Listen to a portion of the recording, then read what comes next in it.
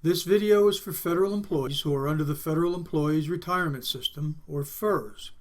It shows you what you need to do to be eligible for a FERS annuity, and it also shows you how that annuity will be computed. FERS is a three-part system. The FERS annuity is only one part of it. The other two parts are equally important for your retirement, and they are Social Security and the Thrift Savings Plan.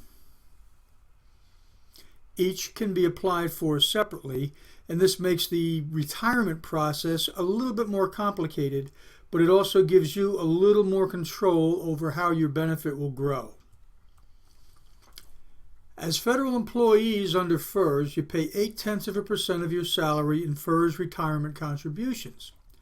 You also pay 6.2% in Social Security taxes to establish your benefit under Social Security.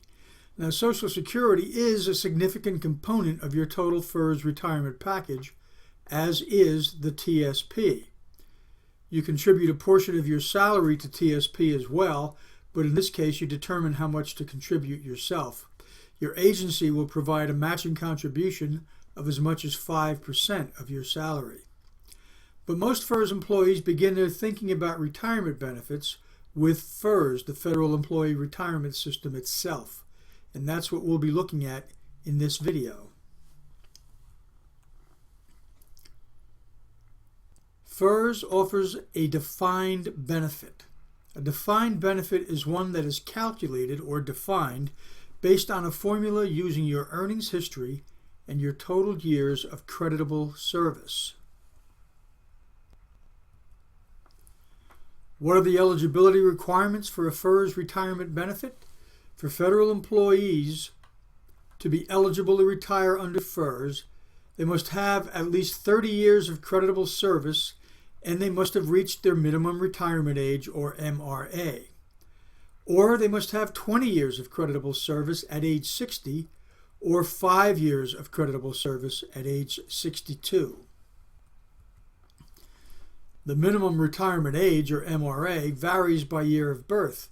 If you were born between 1953 and 1964, your MRA is 56. If you were born 1970 or later, it's 57. And if you were born in between, the MRA increases gradually by 2 months per year. So, for example, if you were born in 1965, your MRA would be 56 years and 2 months. When they retire, FERS employees get 1% of their average salary for each year of creditable service. If they retire at age 62 or later with 20 or more years of service, they get 1.1%. The formulas used to compute the FERS annuity aren't complicated. The math is actually quite simple once you've calculated the average salary and you've determined the total years and months of creditable service. Now, what does all this mean in terms of money? Take as an example a FERS employee with 30 years of total federal service who retires at her MRA. Her average salary is $100,000. Now, what will she get as her FERS annuity? She will get 30% of her average salary for her 30 years of federal service. So her basic annuity is $30,000.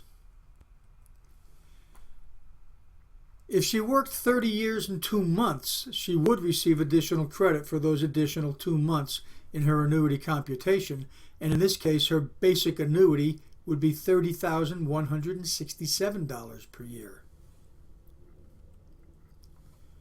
What if she were 62 at retirement?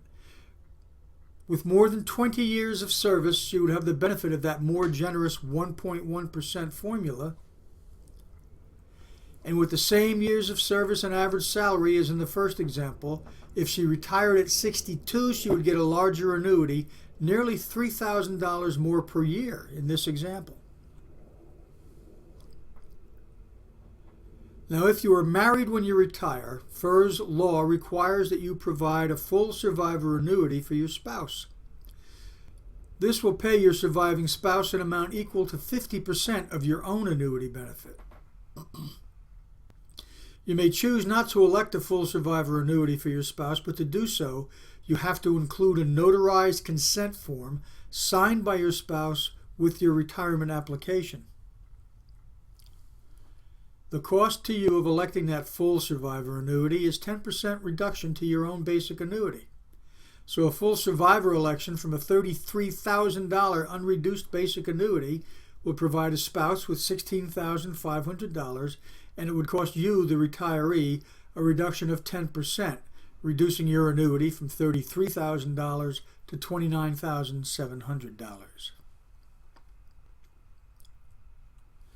You can elect a partial survivor benefit, and the reduction to your own annuity would then be 5% instead of 10%, and your spouse's benefit would be 25% of yours instead of 50%. But note that to elect a partial survivor annuity, you have to include a notarized consent form signed by your spouse acknowledging that you have elected a partial, not a full survivor annuity. And you can also decline to elect any survivor annuity at all. This would allow you to avoid either the 10% or 5% reduction to your own annuity, but it would provide no survivor annuity for your spouse. More important, with no survivor annuity, your spouse would not be eligible to continue health insurance under your federal employee health benefits coverage. For this reason, most retiring federal employees elect at least a partial survivor annuity for spouses. In addition to a surviving spouse benefit, there is also a survivor benefit payable to an eligible child. The amount of this benefit is the same for all eligible child survivors of deceased FERS annuitants and employees. For 2013, the monthly rates were $494 for an orphan who has lost one parent, $593 for an orphan who has lost both parents. This amount will increase for 2014. The FERS children's benefit, however, may be offset by any Social Security children's benefit that's payable. In many cases, the Social Security children's benefit reduces the FERS benefit to zero. The FERS supplement. This is an additional benefit payable to retirees under the age of 62. It's called the FERS supplement because it is intended to make up for the absence of Social Security payments to FERS retirees under the age of 62, which is the age when most people become eligible for Social Security benefits. The supplement equals the percentage of your Social Security estimate for age 62 that is based on your years and months of FERS service. Payment of the supplement stops when you reach age 62 and become eligible for Social Security benefits. It is important to note that it stops at 62 whether you apply for Social Security benefits or not. There is a Social Security earnings ceiling that can affect this FERS supplement. The ceiling applies to any earnings from work after you retire that are subject to the Social Security tax of 6.2%. It will cause your supplement to be reduced by $1 for every $2 that you earn over that ceiling. For 2014, the ceiling is $15,480. But it is important to note that there will be no reduction to the supplement if you do not work for wages subject to the Social Security tax after you retire. When a FERS employee becomes disabled, he or she may be eligible for a FERS disability annuity as long as they have been FERS employees for at least 18 months and can document the disabling condition to meet OPM's requirements. Not surprisingly, the rules for applying for disability retirement are different than those for regular retirement. Most importantly, you have to apply for Social Security disability benefits as part of the FERS disability application process. There are 3 different computations made in FERS disability cases. The first year after separation from federal service, the disability annuitant receives annuity payments equal to 60% of his or her average salary. For the second year, there's a recomputation reducing the annuity from 60% to 40% of the average salary. This remains in effect until the annuitant's 62nd birthday, when the third and final recomputation is made. This final recomputation adds together the annuitant's actual creditable service plus all the years and months the annuitant has been receiving FERS disability benefits.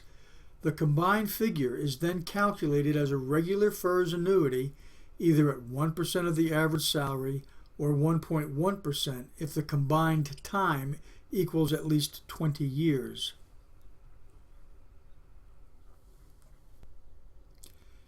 It is important to note that there is no FERS supplement payable with a FERS disability annuity.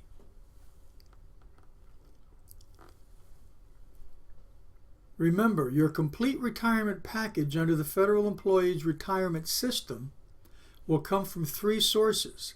First is your FERS annuity benefit. This is based on your high 3 average salary plus your years of creditable federal service, including service under CSRS, the Civil Service Retirement System, and any active duty military service you've paid for, as well as all of your service under the Federal Employee Retirement System. Second is your Thrift Savings Plan account balance, and finally third, your Social Security benefit. You will have to apply for each of these benefits separately, possibly at different times.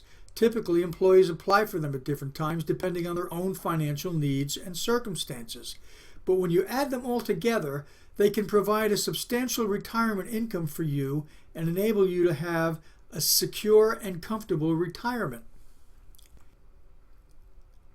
There are additional benefits that a FERS employee can continue or in some cases even begin in retirement.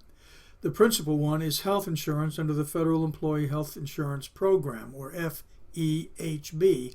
Others include life insurance under the Federal Employees Group Life Insurance, or FEGLI program, which, like health insurance, can be continued into retirement by eligible employees, federal long-term care insurance, which can be initiated before or after retirement, and dental and/or vision insurance from the Federal Employee Dental and Vision Insurance Program, FEDVIP, which likewise can be continued into retirement or begun after retirement by eligible employees and annuitants.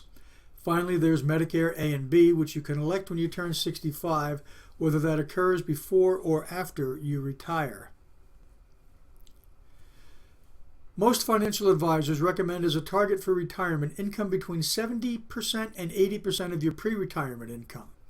As a FERS employee, you will be drawing income from at least 3 different sources, but together they should give you that 70 to 80%. How do your retirement plans match up? You can get estimates online at ssa.gov and at tsp.gov, and in addition, OPM has a ballpark estimator available online at www.opm.gov that you can use to estimate your FERS annuity. How comfortably you live in retirement is largely up to you. You can increase your combined benefit by working longer under FERS, by putting off applying for your Social Security benefit until you're eligible to get your full retirement benefit from Social Security at age 66 or 67. And you can contribute as much as you can afford to your TSP account. It's really up to you.